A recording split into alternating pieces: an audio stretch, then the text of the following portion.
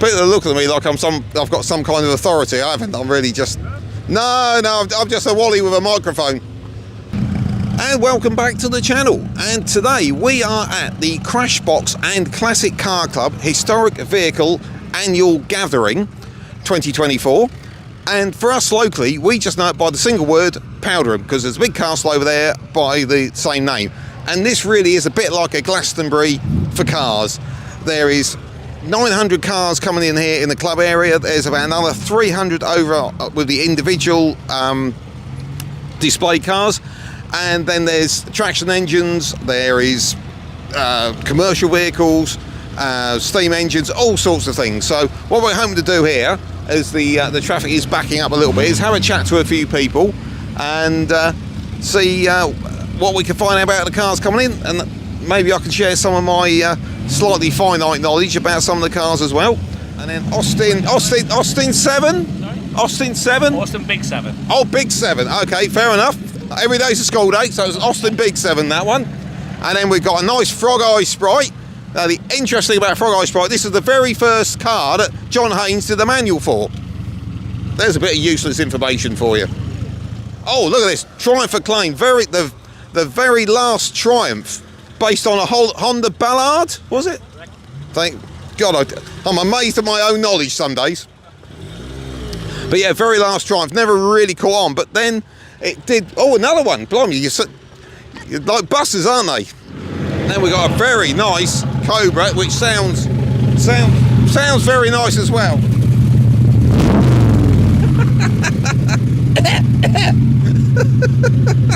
Not quite sure what that's based on. Oh, Austin 7? Oh, look at this Ford Zep, wow. And that's with a V6. Now, that's a rare survivor you got there, isn't it? Oh, yeah, how many around now? No, I can't make it. They're a big old car as well for their time, aren't they? Yeah, big old lump. Yeah, it's got the V6. 3 litre? Yeah. So the same as the Capri? Yes. Brilliant, lovely car. You really don't see many of those anymore. Oh, nice MG. Sorry? Scrap yard this way.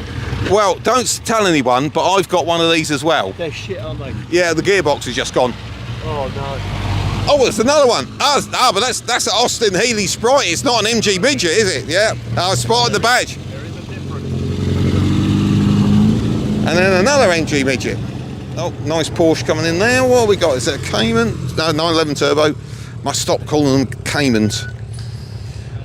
Sorry, but Porsches all look the same to me. And look at this lovely Beetle here. That is a fairly early one, I think, looking at the shape. B-Rage, so what's that, early 60s, so convertible there.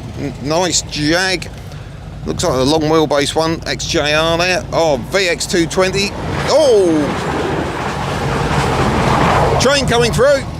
Oh, lovely coat. Oh, nice burble there.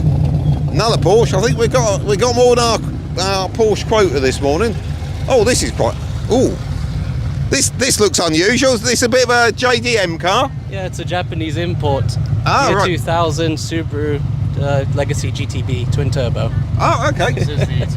It does look very nice. Yeah, you don't see many of them down at the shops, do you? Only 2 days ago. Only 2 days ago. Oh, really nice, really nice. Oh, very sparkly Beetle coming through here. Looks very nice. Looks widened rims on that one. Nice classic Mini. Blimey, you can see where you're going in the dark with that one, can't you? And then E30, and that's the early BMW converter. That's the Bauer.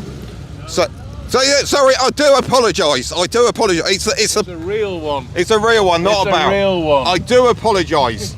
I will issue a full apology on the channel. Kindly.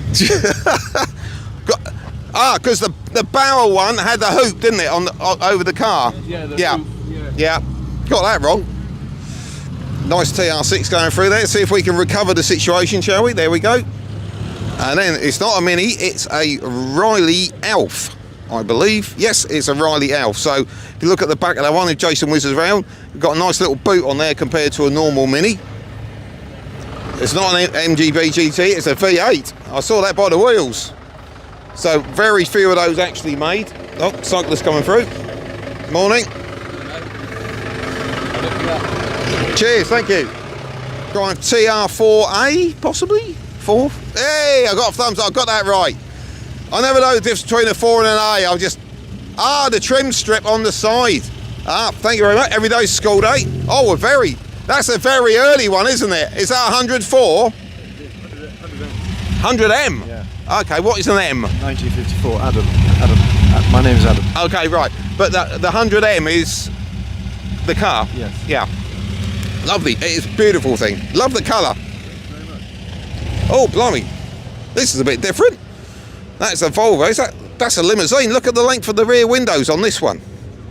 A Royale Limited Edition. That is very nice.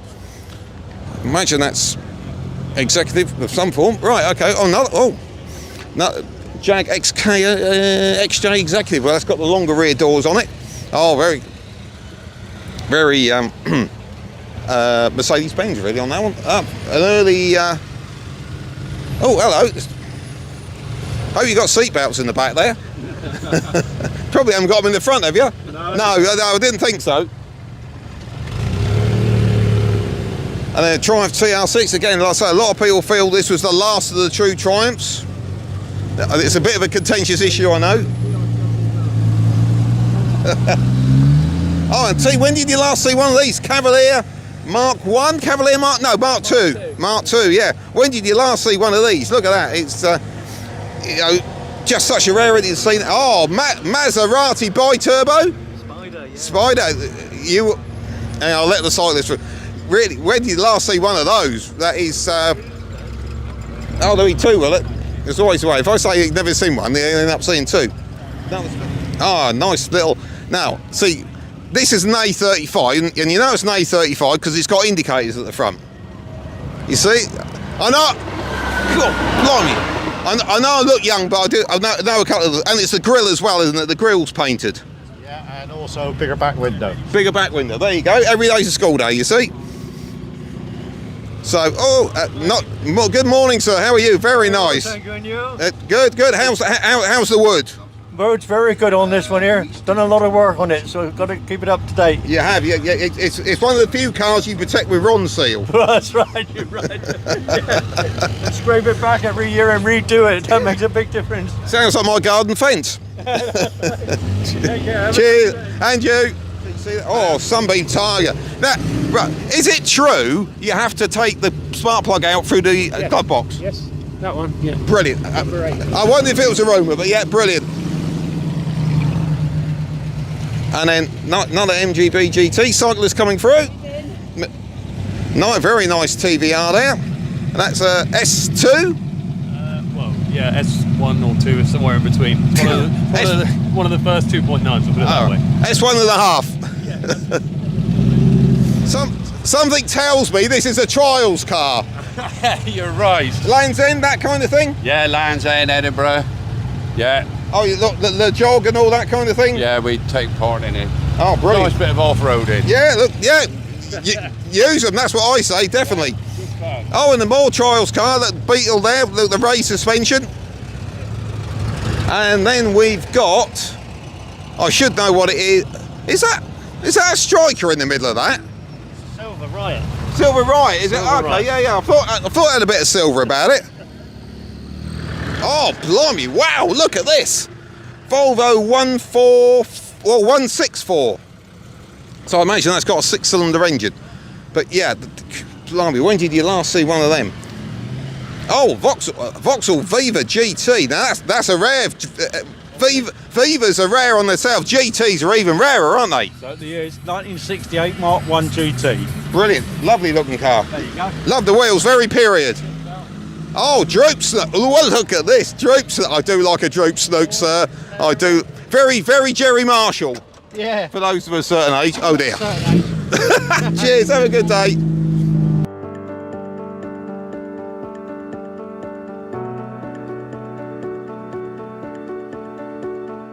Right, most of the cars are in the show now. It's about half an hour before it opens to the public. So I thought what we'd do is try and give you a quick whiz round, just give you a feel of what's here. Obviously on the left here is the Ford Anglia Owners Club.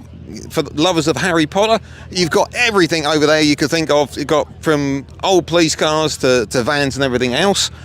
And then Jason is swinging around and I'm going to come running over because this is the Triumph Sport 6 Club. So that covers everything. TR6s, you've got Vitesses, I see they've got TR7s over the back, Spitfires. So you've got really a big full mix there as well. And then we'll swing back this way because we've got the Stag Owners Club. Nice selection of cars here. One of the owners just giving his a little bit of a titivation there. And again, the Stag is a really nice car, and you just think if British Leyland had looked after it a bit better, it could have done so much better. Then we've got the TVR Owners Club, so this is one obviously we like. Nice selection here. Obviously the rumours about TVR coming back keep coming and going, but we haven't seen anything actually happen yet. And then I'm going to swing over, where should we go next? We'll brush past the Rileys, because that's not necessarily what you guys are into. A few more Triumph Sport 6s there. Interested Dolomite Sprint in there, the yellow car there. Obviously one of the sort of original, well, it wasn't a hot hatch, it was a hot saloon, I would say. And on the end there, we got the Jensen Owners Club. Or no, sorry, the Healy Owners Club. I do apologise.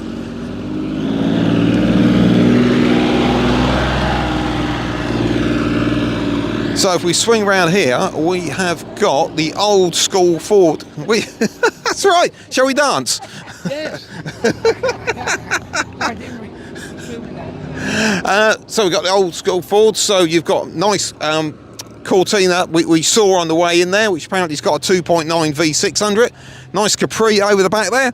And as we know, the Capri's just been relaunched, and I had a bit of a rant, so we'll put a link to that video up above me.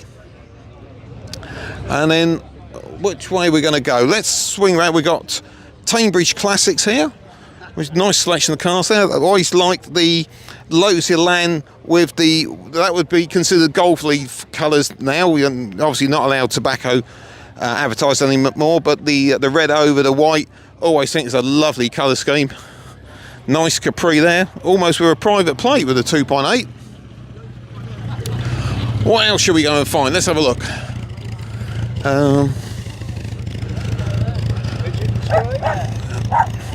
MG Owners Club over there on the left. Everything from the most modern EV up at the back. You got down to MGFs, MGTFs, TCs, and then more behind us. Cambridge Classic, very much a coming classic. I think these Rovers, after BMW sold it, the MG series cars, the ZS, ZR and ZT, I think they are going to be a definite coming classic, those ones. And then we'll move along. We've got Torbay Motor Club.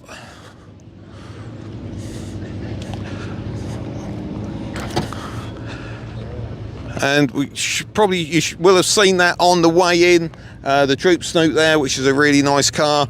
Sort of Frenza base, which was the sort of coupe version of the Viva.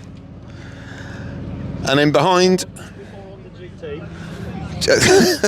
you like your GT, don't you? I've had it since 1976. Sorry, you had it since when? 1976, second owner. I paid £60 for that back in the day. I was going to scrap it. I was going to take the engine out and put it in a Viva van. Right. Back in the day, and then I thought, nah, let's put it back together. And I've kept it all that time. Didn't use it for 21 years. Left it in the garage. And then when my son got old enough, he said, "Dad, can we get the old blue car out the garage?" I said, "Oh, okay." So about 3 months later, it was back on the road. Oh, fantastic. It's been on the road since. And you didn't have to do too much to get it back on the road? It's had to do, obviously the bodywork had to be done, had to be resprayed, new wings, because they just rot. It's a Vauxhall, isn't it? So I was trying to be tactful there, but yeah, there was a certain, rot. Essentially, it's virtually original. Yeah? Yeah, apart from the wheels. Yeah. Obviously, I've changed the front wings, we've resprayed it, but it's still the original colour, because that's the Mark 1 with the black bonnet. Yeah. Whereas the Mark 2 was the same colour as the car, so... Really interesting. I love the black bonnet. It's so 70s, isn't it? People say to me, never had a black bonnet when it was new. I said, yes, it did. And it's got 4 exhausts out the back. That was standard from the factory, so... That was a rarity back in its day, definitely. There you go. Brilliant. Thank you for your time. Cheers, pal. Right, let's have a wander around. We saw a few of these trials cars on the way in. And obviously some of the sidecars as well. These are guys that go really off-roading their vehicles and basically put them up things that you just wouldn't imagine that you could put a car up. What we got now? The Tamar Historic Transport Club. Well, that's a fairly broad church, I would imagine. Got a Type T25 van, I think. The white one there looks very nice. Riley Pathfinder. Car that you don't see too many of, really. Obviously, much bigger at that Riley end, and Riley, one of the brands that was lost as BL was sort of condensed into fewer and fewer brands.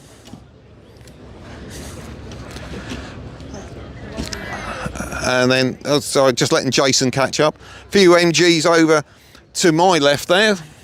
It's interesting to see that the MG Owners Club seem to have embraced the new MG versions as well, and obviously we've got the Cyberstar coming, which is the new convertible MG. Even though it's electrically powered, it's still nice to see them coming up with something new like that. And then we've got the little mini group there over to my left, and then we've got the Exeter Classic Motorcycle Club. Most of these are probably a bit before my time, but there's a very nice GS 750 there. And actually, it's good comparison because next to it you've got the GT 750, which was its predecessor, which was two-stroke, water-cooled, and funny enough they called it the Kettle, and then they replaced it as everything started to go four-stroke with the GT 750, and that's where you sorted the men from the boys, because there was a kickstart on that one. And anyone who's kickstarted a bike will know it's something that can fire you through the roof if you don't know what you're doing. A few other nice little Benelli there, little Italian bike. W Reg, so that's about early 80s. That's quite a rarity, that one. Okay, what have we got? Got the BMW Owners Club there on our left. Quite a lot of modern bits and pieces there. Apart from this, look at this one. That is a I'm not even going to pitch a guess on that one. Not even going to pitch a guess. So I'll have a look round the back.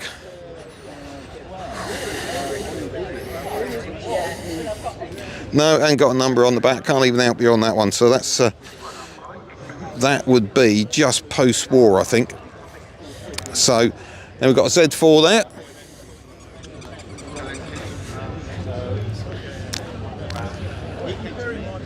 Nice E30 convertible. I got told off earlier when we were doing the intro. I know this is definitely a proper BMW converter, not a Bauer. What else have we got? Let's have a look. Standard Motor Club. That's a little bit before our time, really. That one. Cool. We will dive over here. The Exeter 2 and 3 Wheel Club. Well, I think that's technically a four-wheeler, the van there, but wow, when did you last see one of these? These were a common, I think they were originally a Commer van, and this is a Dodge, but always, the thing with those was how inset the wheels were on that one. They always looked like, to me, they were going to fall over as they went round a corner. Got the Devon Vintage Car Club on our left there. Nice selection there, that big old Zephyr there, right next to the little Nash Metropolitan next to it, which is an interesting car because that's one that Austin tried to sell to America, but as we know, Americans like big cars, so I'd imagine when that came off the ship they were a little bit disappointed. Because the ground is still rather muddy, we were planning to put the military vehicles around at 11:15. Let's have a quick look. Where we go? Are you still with me, Jason? Yeah, there he is. So well, let's have a look down this aisle here. We've got the Opel Owners Club. And of course, for those of you not aware, Opel, and we've got a Tannoy behind me, so hopefully it's not wrecking this too much. Opel is the sister brand to Vauxhall. So everything you've got like Corsa and Vectra was available as an Opel, but the ones we got were generally the coupes. So these are all obviously Mantas, for those that don't know, and they also did the Monza and I think the Royale, which were sort of bigger versions, but the Manta was one that carried on. Obviously that was a competitor to the Capri. Again, over to my right, We've got the trying to see what the banner says because I'll get in trouble. So it just wouldn't be sensible to try. No, that's not theirs. It's obviously a selection of Rovers there. Again, there's ones I think are coming. Now, look at this. I really like this old Volvo here. I really like this car. I can't think when I last saw one. Got a great selection of cars here. Hopefully on the intro you'll have seen the Executive there, which is like a long wheelbase Volvo. Looks like some kind of sort of half limo. And then that 164 in the middle there, which is one of the cars after really the Amazon that established Volvo in the UK. So we're then into Mercedes. I've had an SLK in my time, and there isn't one SLK here, is there? Doesn't look like it. Oh, look at the beauty on the end though, really nice. SL 320, so it's obviously the bigger version of the SLK. But yeah, nice selection of cars there. And if you spin round, Jason, we've got a selection of Alphas, and I think the ones that catch my eye particularly, when did you last see an Alpha 33? Look at this. And it's a 1.7 Veloce Cloverleaf. So this is would have had the flat 4 engine in it. So this is a really, really nice car. Oh, you look that. Oh, you look that a lot. So, and then we've got Alpha Spider there. I'll tell you what we'll do. We'll do a bit of a cheeky cut through the Mercedes stand. Oh, we have got some SLKs. We've got some modern SLKs.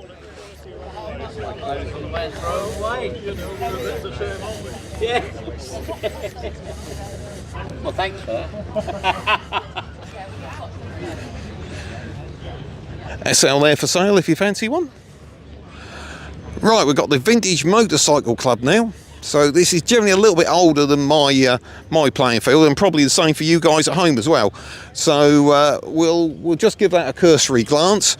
Skim at the club. I think that is not. I think that's an SE6, not a GTE, because you're going, oh, that's an SE6, and this is an SS1, which had the Escort XR3i engine in the CVH one.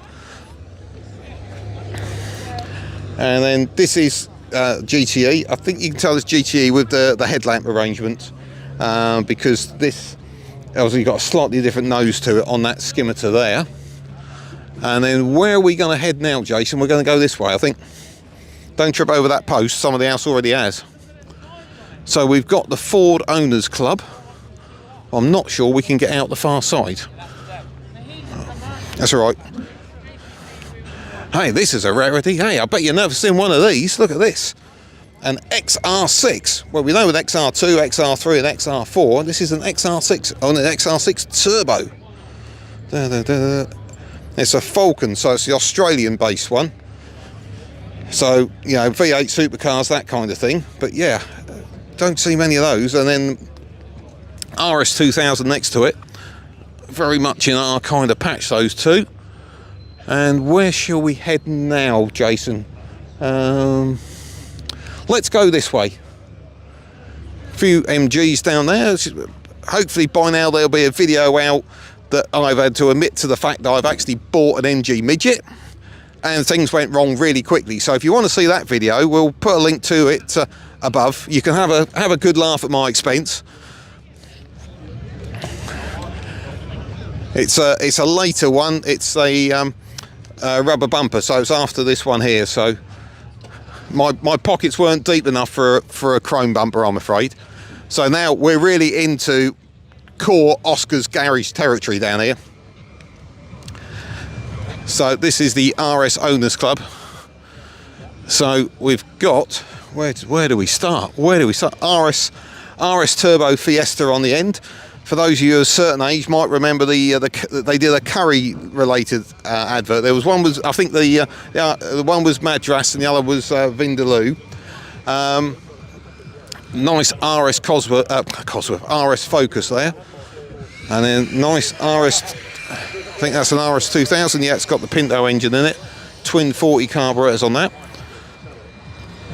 And then there's a very nice one here with a Roger Clark inspired livery, the red one, the red Mark II there. But it's got, that isn't, That's got a Duratec engine in it by the look. So it's not got the Pinto in that it would have had originally.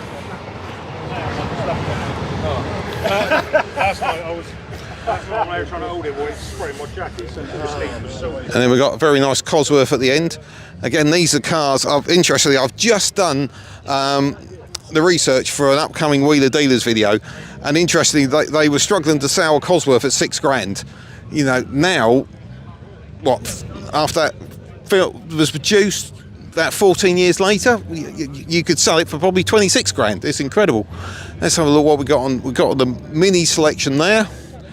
Now, Jarrett, I know it's a little bit out of our normal areas. Cars are like, they were UK produced car, produced in Bradford, did well just after the war, a little flat 4 boxer engine, but unfortunately, like a lot of British car companies, ran out of money and went bust, I think, in the 1950s.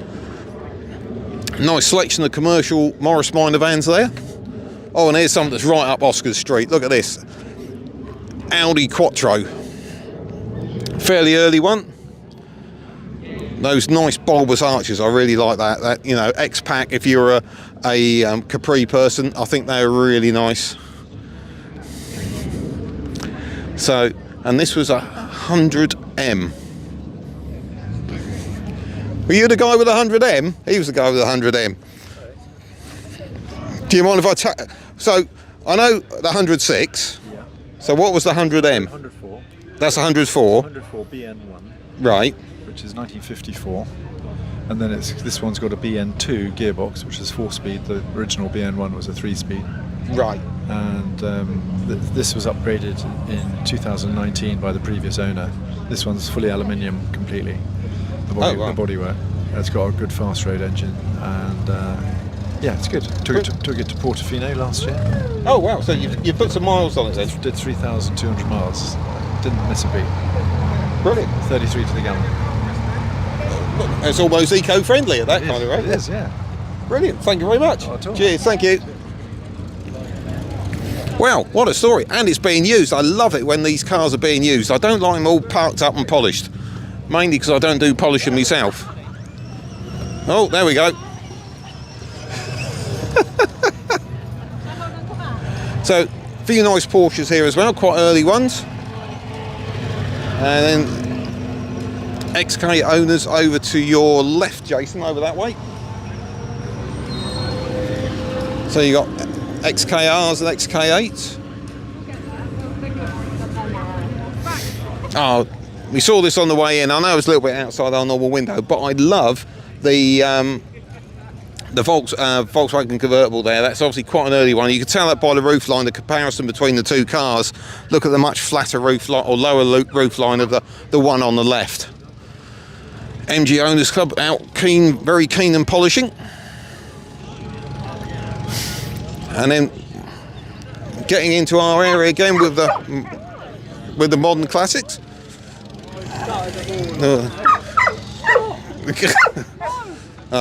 The dog can't be a subscriber, but I hope you are. And here we are through the modern classics. Got the Subaru. I did like the classic shape, the one over towards the back there. The one there with the sort of bug headlamps, I was never a big fan of. What else have we got? Where should we go? We've got some Land Rovers. Do we like Land Rovers? Well, I think you're going to get deafened by that thing behind us in a minute. But as we know, early Land Rovers just seem to be crazy daft money. And over Jason's left shoulder, which I've just spotted in the distance, is the Ford Motorsport van. Now, we did a little short on that one. I know I'm plugging lots of different videos here, but it's the cars we're coming across. That's a great little van. Well, it's a big van, to be honest with you. It's got a lot of late transit parts under it, and it's got the Cologne 2.9 litre Cosworth engine out of a Granada. So it can pick up its skirts and run, as my dad would say. So Jason's desperately trying to keep up with me, because I'm enthusiastic because there's Cobras. There we go, that's a bit rare. Look at that, Cobra with a hardtop. Obviously designed for the British summers with the weather we're having today. But yeah, great selection here. I'd love to say I knew them in depth enough that I could tell you what make each one was, but I'm pretty confident they're all replicas.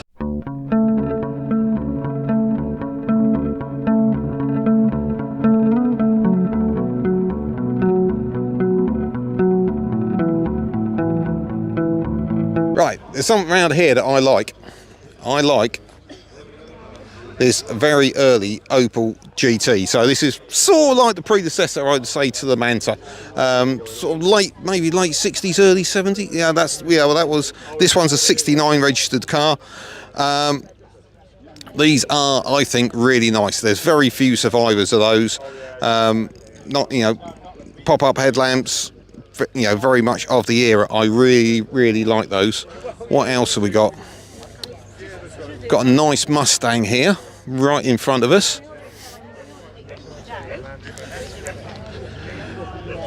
Very much of our era. Not sure what the engine is in that one. What else have we got? We've got a Morgan. Nice Zephyr over there. Morning, you alright? I hear you're in charge. Well, I don't know about in charge, but I helped out. I can say that. Okay. But that's about it. Do you want to have 30 seconds on the North Devon Sports Classic then?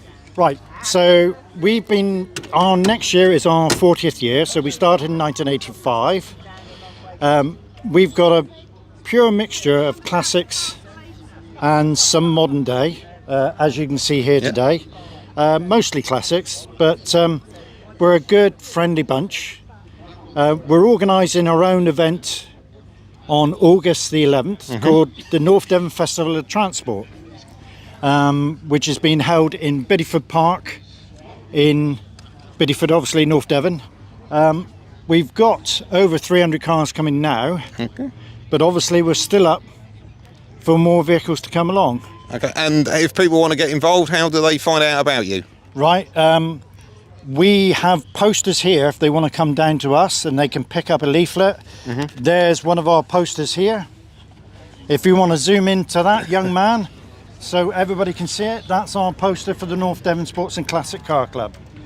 So, right. And if they're watching this at home, presumably they Google. If they're watching us at home, they can either go on the Rotary website and then pick up a form from there, or they can go on the North Devon Sports and Classic Car Club Friends Facebook page, and then they can just message somebody and somebody will pick it up. One of the team will pick up their individual request and deal with it from there. Brilliant. Thanks very much. Thanks for your time. Cheers. All right, nice Audi coupe there, and obviously this is what the Quattro was based on, because they bulged out the arches and so on. And then, of course, that developed into the full-on rally cars with the much shorter wheelbase. Right. It's not really our thing, but we'll just cast your eye loosely that way, where we've got sort of some of the mini steam engines and so on there. Right, we'll take a stomp up the hill. Nice Mark 1 Golf there, that's very much our era.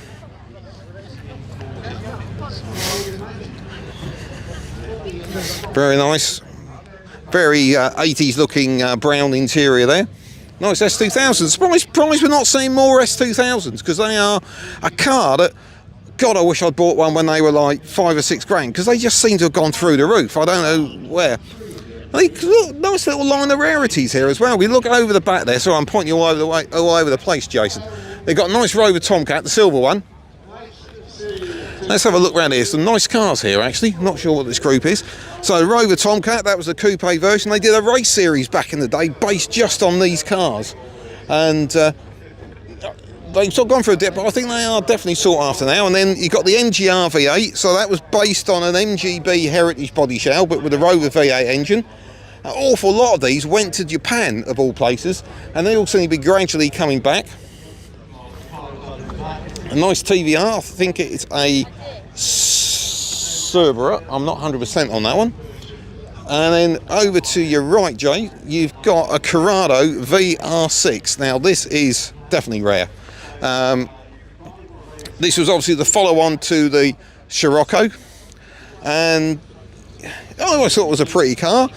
don't see many of them around nowadays. I don't know what happened. The Golf's on a Golf platform, but that VR6 engine, it's definitely something which is a favoured power plant. We'll swing around because there's a few other things here that I like. MG Metro. Again, you don't see many of those anymore, do you? Obviously TVR there. So I think we'll just swoop up to this one. I think we might have to cut the wires to the PA.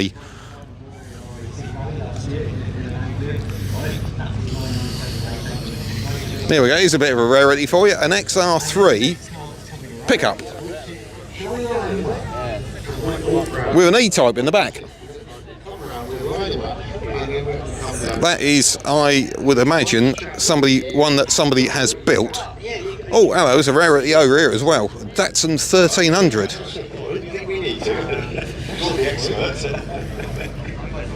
Now, I doubt there is many survivors of these. For me personally, I would go slightly different on the wheel tyre combo, but each to their own. But yeah, how many survivors are those? Because there weren't many sold in the first place, to be brutally honest with you. And of course, next to it, we've got the Gran Turismo favourite, Nissan Skyline GTR. Right, I think that's touched the highlights for us of the club area, and we're probably being drowned out by the tannoy. So what we're going to do, we'll wrap this bit up, and then we're going to move over to the individual area. Right, scrub that. We have actually got a little bit more to do on the club side of it, and this is obviously a bit of an American area, and I'll be honest, this is not my strong suit. So you'll have to make up your own sort of subtitles for this one. There is a nice little trials car out the back there. I guess maybe Austin 7-ish based. Don't know, not sure on that one. Okay, no, I do know what this one is. There's a Ford Pop, very popular with the customising scene. Very nice inside, pair of Recaros. Nice paint job on that one. Don't know what it's got under the bonnet, but I imagine it's not the original side valve engine. Nice Ford console there. Just looks like it's been lowered. I love cars like this. They've just been tweaked, not been overdone, and I think that's really nice. Oh, Moggy Miner in the back there with some period suitcases on it as well. Oh, there is something that I do know, and Jason knows. There is a MEV Exeter, which is a kit car based on an MR2. It's probably the best entry-level kit car there is. It's a sort of take one body off, put another body on, and away you go. But that is a really good little car if you want to get into doing kit cars. I'll tell you what, because I don't really know much about what I'm talking about with this lot, I'll let Jason do a little pan down there, and then we'll go across to the Fords, because I can talk about those. Oh, don't get... No, yeah, that's right. It'd be embarrassing to get run over by an Austin 7.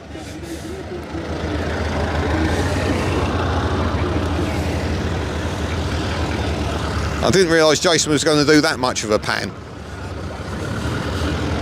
Right, we're going to have to play chicken with the Austin 7s. Right, over to the left is the club that I'm with today, which is the Westfield Sports Car Club.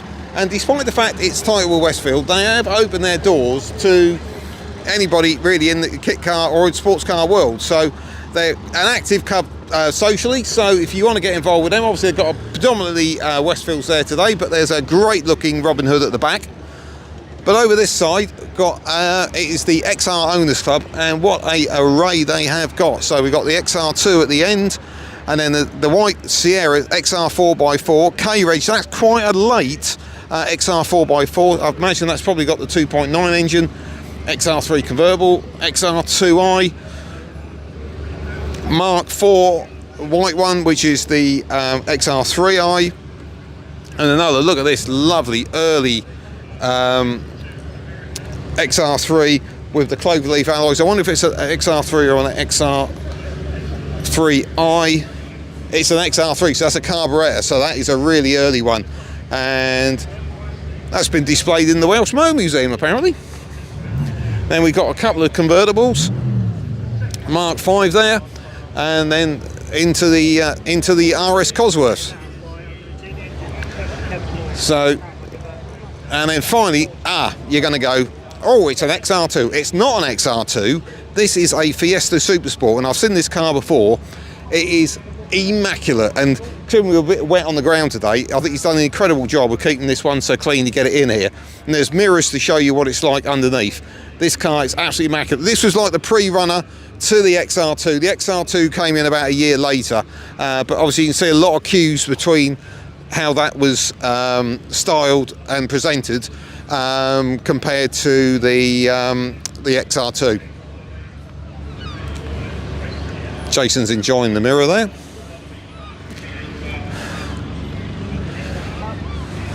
So we've got the rest of the Westfield stand. My friend Matt's Robin Hood seems to be holding the flag up there, I think. And then we got the Austin 7 Club. Now the reason I want to come down here, the one bit that we missed is the Southwest Retro Rides, which is something that I think's right up our street. And because the back end of the TR register over there on the right, which is obviously the TR4s, 5, 6s and so on. But here, what a great little selection we got here. Look, Fiat 126 on the end. When did you last see one of those? A little Fiat 126. Little rear-engined mini competitor. Can you imagine if they reintroduced that now, how big it would be? And then nice XR4i, and then a little converted regular Escort there, 4-door. But this is one that really caught my eyes, the Calibra. When did you last see a Calibra on the road? Not sure which model this one is. Leather interior, looks very nice. Which model is it? It's the C20NE, the 8 valve. 8 valve. No, very nice. You say you don't see many of these, do you? And then Nicole's car. For those who remember the advert, showing me age there, 'cause it's probably about 20 years ago and more.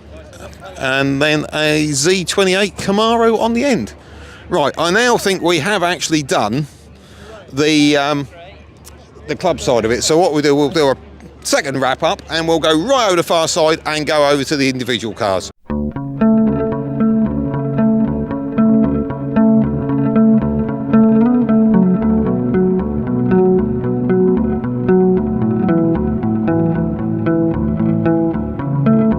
Right, we're now over in the individual displays area. It actually starts slightly further down in the 50s, but obviously you guys out there, we go with what you like, and we're going to start with the 60s and go forward from that.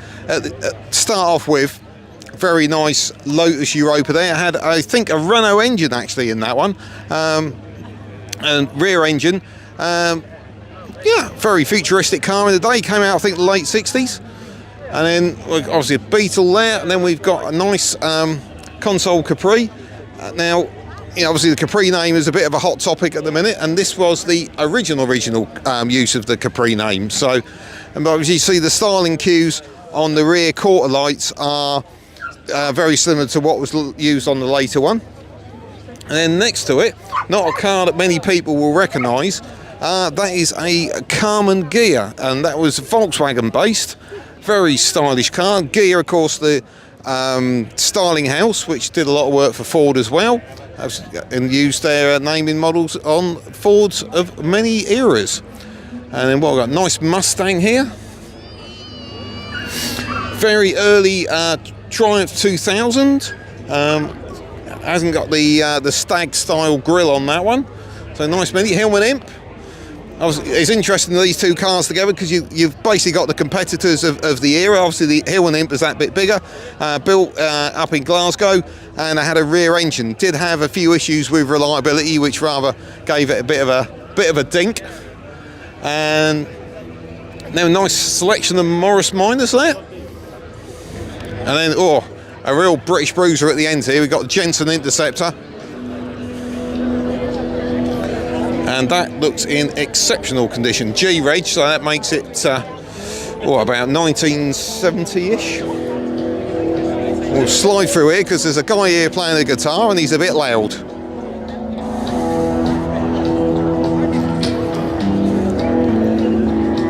So Jason's just trying to keep up. Oh, there's a Morris Traveller here with the... Oh, hello.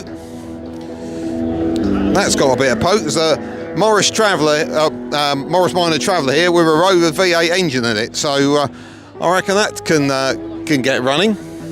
Very nice Jaguar 3.8, sorry there. What else we got on the other side?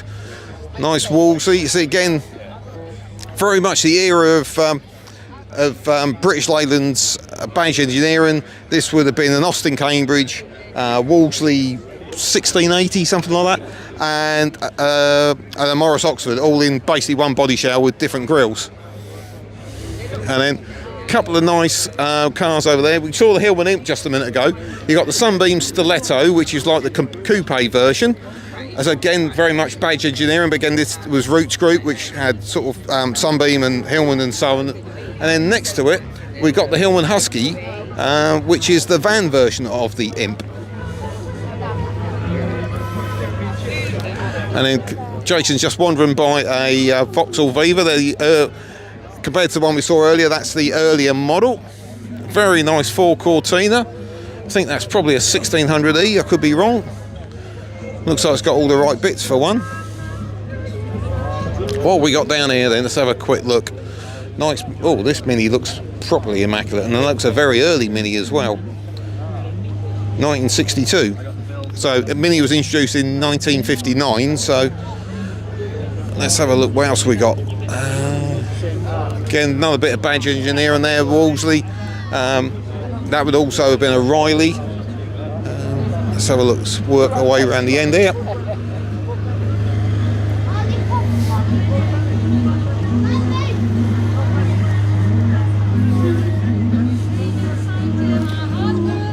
Right. Now we've got an Austin A40, I think this is, and if I'm right, and I could be right, no, I'm wrong. It is an A40, but I thought it had a hatch. I think some of them did come with a hatch. I may be wrong. What else? Oh. Now, this is not an RS 2000. It's based as an RS 1800. But I imagine it's a bit of a mix and match, I think. And if the owner's watching and I got it wrong, I do apologise, but it wouldn't have been on a 4-door shell. But the RS 1800 was a rally specific car. Well, we'll go this way. There's a bit of Citroen thing going on over here. This Citroen DS, always a car that attracts attention. Doesn't it look absolutely immaculate though? Such a beautiful design. And if you're googling away, look up Citroen Traction Avant, because Citroen went from that car, which was like almost a pre-war design. In fact, I think it was a pre-war design, to that car overnight. It was such a change. And over there, nice, quite a crowd around it, but a nice Datsun, either a 240 or 260Z. I think known as a Samurai in certain markets. It's a 260 I can see on the side now. But yeah, another one of the Capri competitors from the 1970s. The Datsun company, which obviously became Nissan, hadn't really established itself as well as it has nowadays, so that one took a little while to pick up. Right, we're moving on into the 1970s. Are you keeping up, Jason? Yeah, I think he is.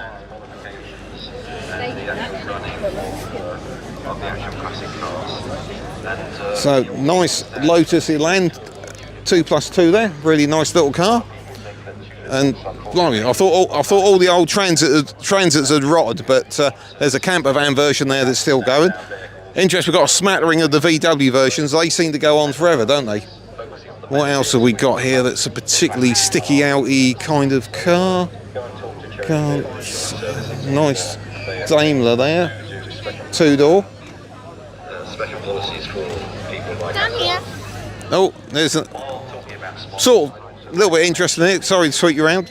MGB GT V8. So these were built from the factory as a V8. Previously, they'd built the MGC, which had a straight 6 engine in, which never really seemed to catch on. But V8s, they weren't big numbers on those either, really.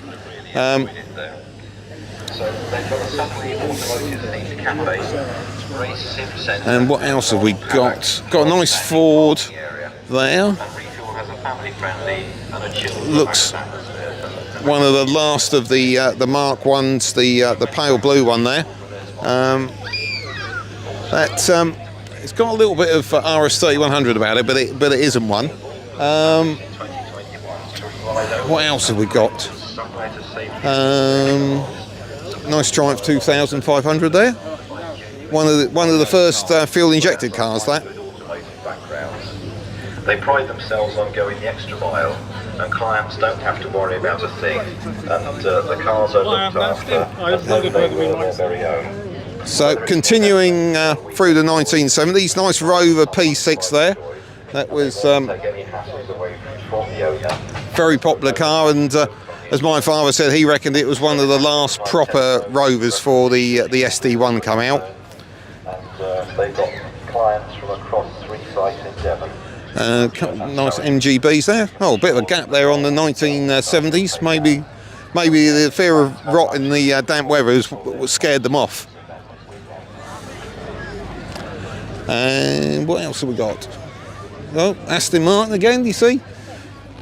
22 years old, that car. 22 years old. Would you know, and, you know, in the past, you've known, you know, if a car got to 15 years old, it was doing quite well. Oh, I think the 50s ladies are about to knock out our sound in the background. We'll see how we go. Well, oh, nice Supra at the end here. Getting a car that they just seem to disappear off the road, don't they? They're there 1 minute, and before you know it, they're all gone. Right, we'll cut through here. Let's hope this doesn't whack out my my audio. The 50 singers on the back of the truck. Austin Maxi.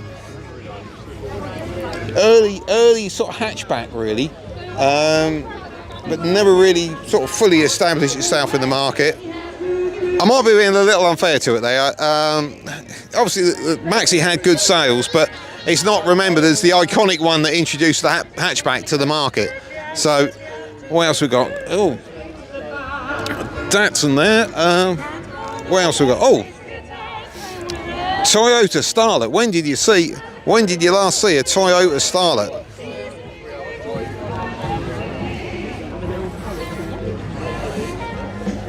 What a beautiful colour. These were a staple of the hot rod market at one point, very much, because they were one of the last sort of small rear-wheel drive cars.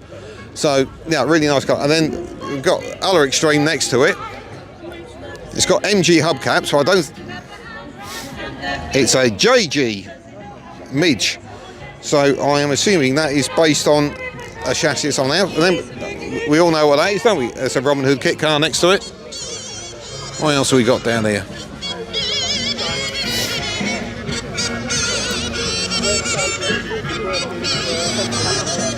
Now, this is one you might have seen on the way in.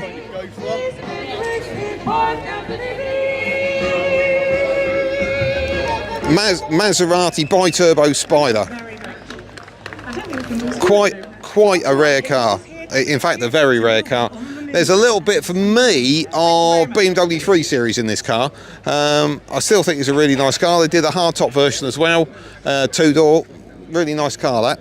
And then, blow me, you see another one. And this is a car that we've seen before. Did a video on it. It's based on a Jaguar XJS. We'll put a little link to the video above. Tells you a lot more about it. But basically, it's a road legal dragster.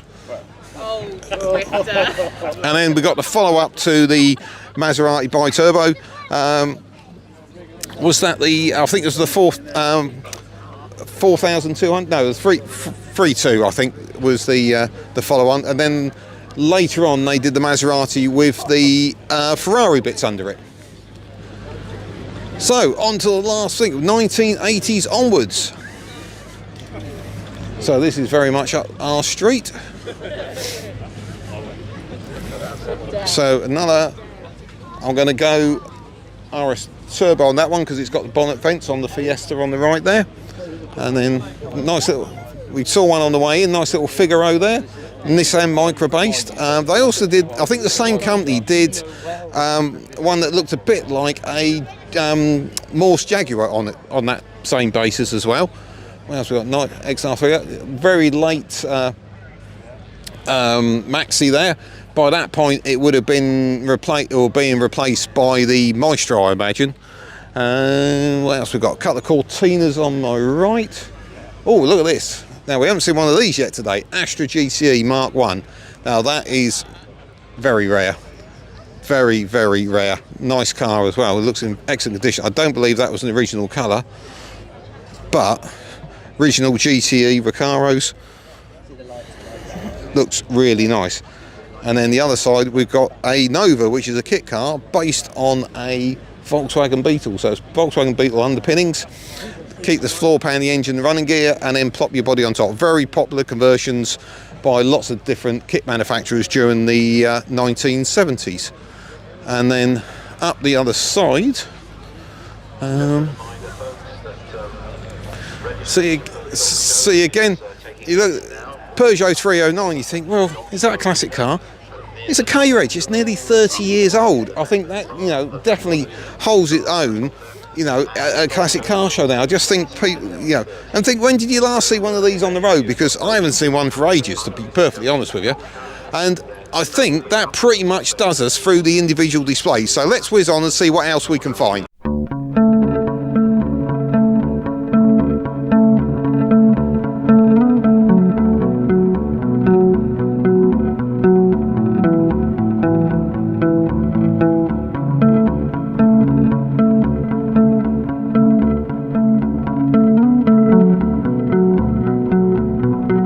To put some colour onto the effort and energy that needs to go in to make this show happen, we've got Richard Wood, who is on the committee of the Crashbox and Classic Car Club, which Organiser run this show. Thank you for joining us, Richard. Really appreciate it. Now, this is, as I described earlier, this has been like the Glastonbury of classic car shows, with all that you've got going on here. But when does the preparation start? Well, it's a year in the making. I mean, really, as soon as this show is over, we'll be looking at next year. As soon as the dust has settled, then we'll be at it again, because you're booking things ahead. You've got to book not only the space here, but also all the services, which have become fewer and further between post-COVID. And so, everything from toilets and showers, all the way through to all the rental equipment, the generators and all that sort of thing, all has to be booked in advance. And so that takes a lot of time. And when did you actually start here on site? Because we're here on the Saturday, so when does the team start? So in terms of physical preparation, we've been here a week beforehand. Hopefully we get here on the Monday and the site is clear. And at that point it is, a virgin site, there's nothing here. And we start with marking out all the various pitches. We've got fences going up. We have gazebos, we have marquees going up. A big part of it is marking out the trade stands. There's 100 and so trade stands. All those tend to be different sizes, so we have all those to mark out. Later on in the week, we're marking out the campfield pitches. We've got between 350 and 400 campsite pitches. And then there's all the car clubs. There's somewhere between 60 and 70 car clubs, and those 60 or 70 car clubs are, there's well over 900 cars in the car club section alone, so there's a heck of a lot to mark out. And what sort of team have you got to put this together over the week? Well, in terms of people today, we have about 130. Over the course of the week, we probably have between 50 and 100 people working on different days. It just depends on their availability, because obviously we're all volunteers, and that's, I think, something that some people forget, is that we're all volunteers.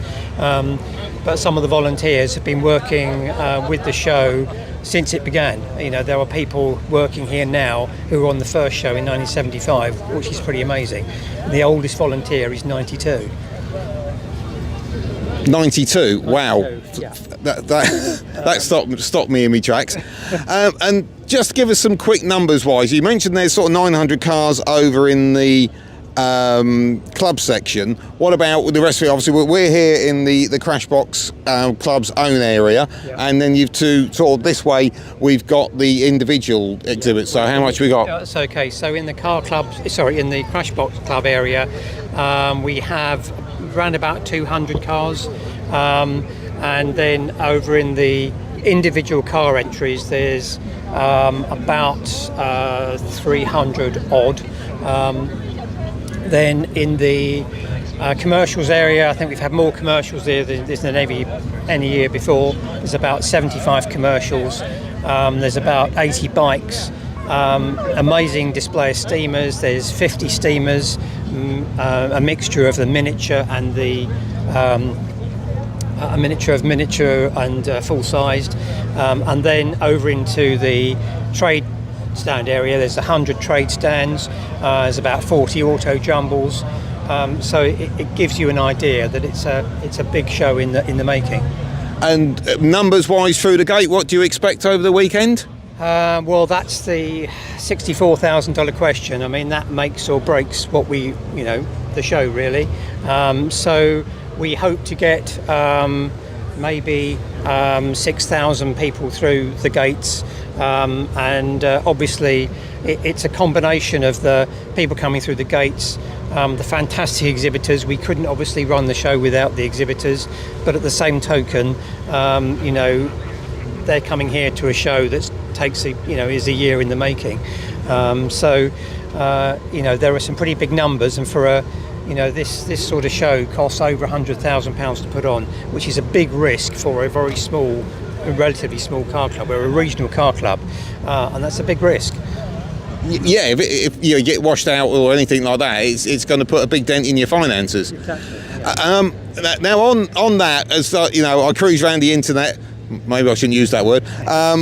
There is lots of comments, and it goes for car shows across the country regarding people having to pay to exhibit, and it is a sort of hot topic, particularly the world I come from with kit cars. It's been a hot topic for a number of years.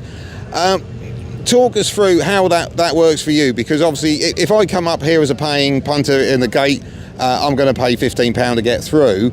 What's the situation if you're coming here to exhibit? Okay, so an individual car exhibitor will pay £17, and that covers them for two people for both days. So then they'll pay £2 for the postage, because we're just going to send out the passes. If you divide that up over the 2 days, you're talking, under £10 per day. So you're talking about a fiver each. Well, what does a fiver buy you? A pint? So it's a we think it represents good value for money. Some people disagree, but this show exists because we've spent a long time sort of planning it out, and the exhibitors contribute to the costs. And if you compare the money that we get in from exhibitors and the money the show costs us, there's no comparison. All the exhibitors do contribute, of course they do, but at the same time, the amount the show costs us is hugely more. And so we know we're providing value money for the exhibitors. Well, and you must be providing value for money, because to scan around and see the number of cars around us, if people didn't want to pay it, you wouldn't have a show. So you must be getting it right. And just to wrap that side of it up, obviously you've got your ins and your outs, and you hopefully, from your club's point of view, walk away with a little bit of a surplus. What do you do with that? Okay, so we obviously have to sustain the show. Costs, everybody knows costs go up. Insurance is one that is a big one. It's one I'm personally involved with. That's an expensive thing. Would you mind saying how much it costs for the insurance? You're into the thousands. You can imagine. But renting the equipment, is a massive bill. By the time we've looked at all the looked to the camping site as an area, all the people that go into there's hot showers, and obviously the loos together, there's, I don't know, 15,000, 20,000 pounds we spend on, that sort of thing. We have to, we got water tanks so the things don't run out of water. There's all the generators, so the organisation is massive, and it does cost money, but people do enjoy it, and we don't charge a lot for camping. For the weekend it's about 40 quid. That's, so people are here often Friday night and Saturday night, and obviously there's entertainment in the evening as well. So we know, compared with other campsites, it's great value. And the surplus, that all goes over towards a charity somewhere, doesn't it? Yeah, we have to set aside some money to make sure that we can sustain the show in the future.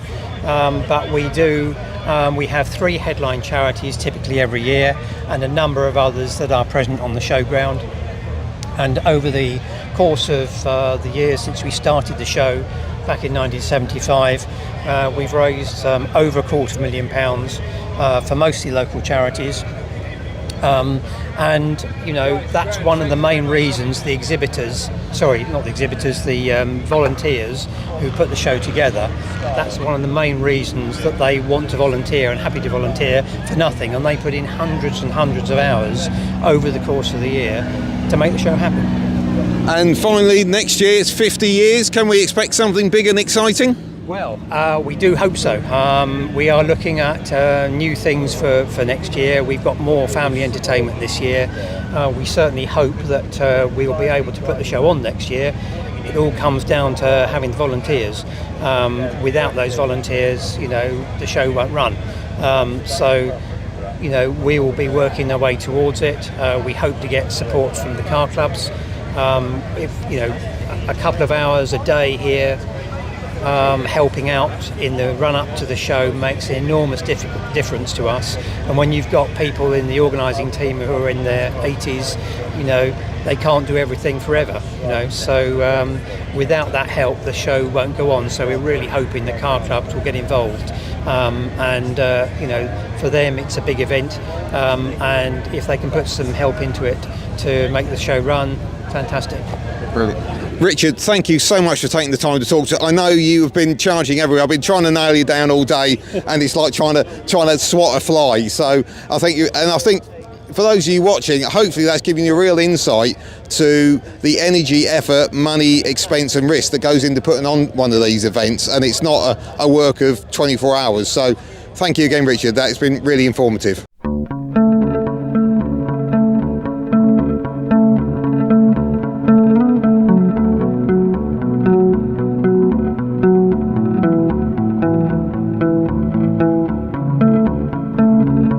Right, I'm going to take my life in my hands here. As you can see, all the cars are trying to get out of the showground. I spoke to one of the orders. There was just under 900 cars booked in, and they've all got to get out of this one exit. So it's going to be a little bit of a challenge, but I thought maybe we could risk trying to talk to some of the drivers on the way down. And I love this Sunbeam Rapier. I think that is beautiful. Now, let's go and talk to you. Is this a standard model? Yeah. Standard 1960 convertible, Series 3. Okay, did they make many of them? Yeah, about a few 100,000, I think. What, of the convertible? Yes. Well, 300,000 in total. Yeah. I'm not quite sure how many of the convertibles, but probably a smaller percentage, certainly probably about 25%. Oh, okay. I didn't realise there was quite so many. Impressive. It looks really nice. I love the sort of the flat back end to it. So yeah, really nice car. Love it. Thank you. Cheers. It's good old. Now this is an I'll let the train go by. This is an A35, and you can tell that because we had this yesterday because of the indicators. Oh, a little dog, little doggy, and the bigger back window. And then now I'm going to get this wrong. TR3. TR3. Now is there a 3A? There is a 3A. That one over there. Ah, okay. And how do you tell the difference to it? 3A's got a wider grille at the front. Ah, okay. But ostensibly they're both the same car. Okay. Every day's a school day. Thank you for that. All right. Cheers. Thank you. And then we've got a Humber Hawk. Oh, we've got two Humber Hawks.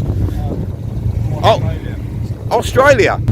And how do you define an Australian one as against a UK one? Is there much difference? It was made in England. Yeah. In Coventry, broken into boxes, exported in crates across to Australia, assembled in Adelaide, built by Australians, and then sold.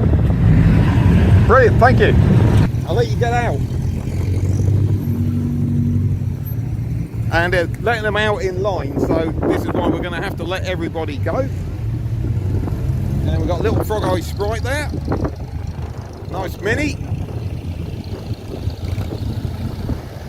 Hillman Super Minx. Good. So, as a super, was there a standard Minx or? There was. Okay. And the Super Minx is a little bit bigger, same chassis as the Honda Scepter and the Singer Foe. Oh, so it was a completely different car. It wasn't just. Oh, okay. Yeah. It wasn't just like a model definition. It was a full. No, it's different body. Oh, okay. Yeah. I didn't realise that. Well, as you say, every day's a school day. I think it's the only one here today. Well, I can't say I've seen another one. No. So yeah, you could well be right. Great, thank you for that. So there we go. That's the school. I didn't realise there were two different sizes of Minx, and then there's the 2500S. Now, you can answer me a question. I keep asking or saying this is one of the first big saloon cars with fuel injection. Am I correct? No, there's an older one. But it's like for a mass production car, is it? Yeah. Yeah. But I can't remember much before it, that apart from like real sort of top end stuff that was. Yeah. So, but yeah, no, this one looks really, really nice. You had it long? 3 years. Yeah. No. Yeah, well, they came factory fitted with rust, didn't they? You're right. Red Robbo sorted that, didn't he? Oh, I think they were all responsible in one way or another, weren't they? But yeah. I think they all shot themselves in the foot with the British car industry, didn't they? They really did. So yeah, brilliant, lovely car. Thank you.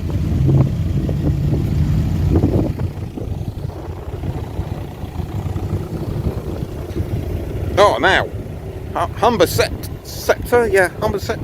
So this is very similar to the Hillman Hunter of the time, but this would have been the sort of premium model. You see, I think this was one of the very last Humbers produced. Actually, I might be wrong. Let me just. Oh no, they're away, so we'll let them go. And then we got the trials guys. We saw them on the way in yesterday. Oh, nice Mark 3 Cortina just popping its way in there. Now he's stuck. I'll come and find out more. So you said this has got a 2.9 V6 under it? Yes. So is that the one out of the Granada Scorpio? Yeah, that's 350, yeah. Yeah. So yeah, no, that's really nice. And what box, gearbox wise, is it? It's a Type 9 Sierra box. So you got the 5-speed box in it? Yeah. So you got modern driving with a classic looks? Yeah. Brilliant, ideal, isn't it? They should employ you at Ford, and then they could do a decent job of the new Capri. First time, yeah. Yeah. Thank you. And another little nice A35. And BMW Crowder there. So, not being rude, we'll go the other way. Another Triumph 2.5.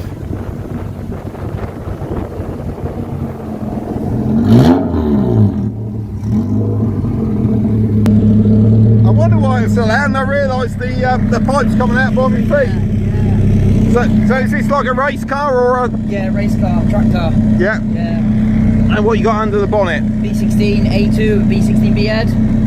Right, I'm sure that'll mean a lot to some of our watchers, but I might need to translate that when I get home. But yeah, it's 160 brake standard, but it's all been mapped up, and yeah, it's running just about 190, 200-ish brake. So good bit of fun then. Oh, it's good, yeah, especially for an NA. It's quick. Oh yeah, I can imagine. Brilliant, and it's not very heavy either. No. Only strip. Brilliant. Have fun with it. Nice tight R there. Thank you very much. Right, now this, I've got to ask.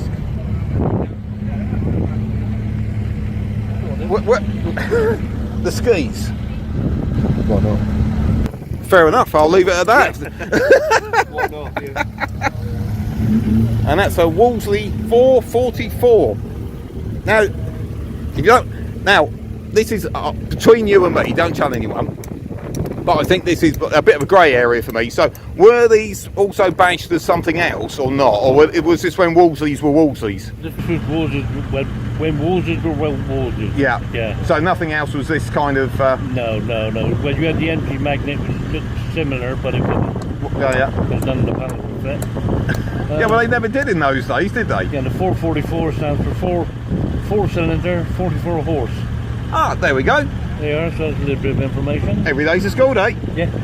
And of course, the thing that everybody, I keep rattling on about, is the little bit in the middle of the grill there lights up. You got it alight?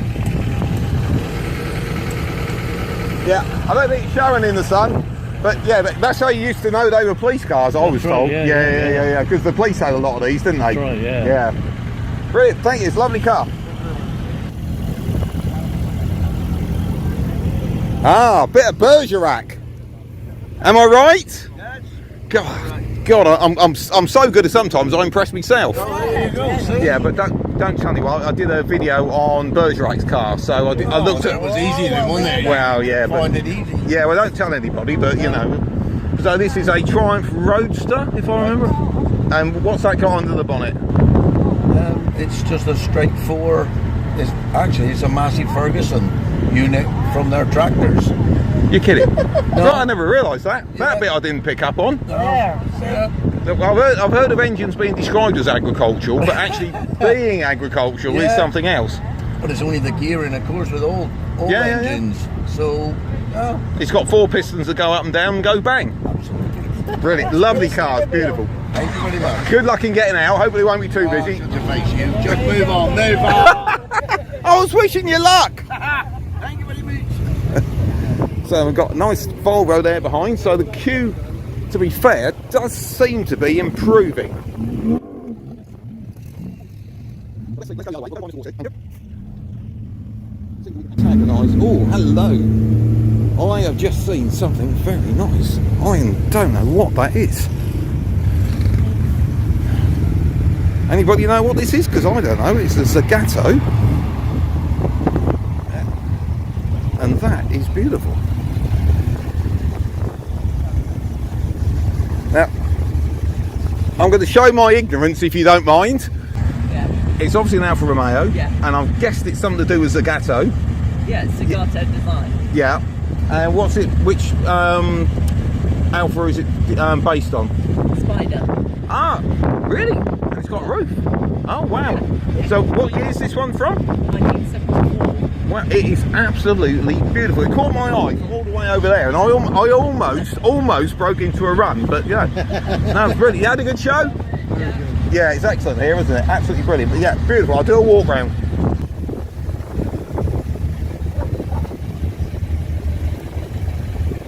Look at that. And based on the Spider.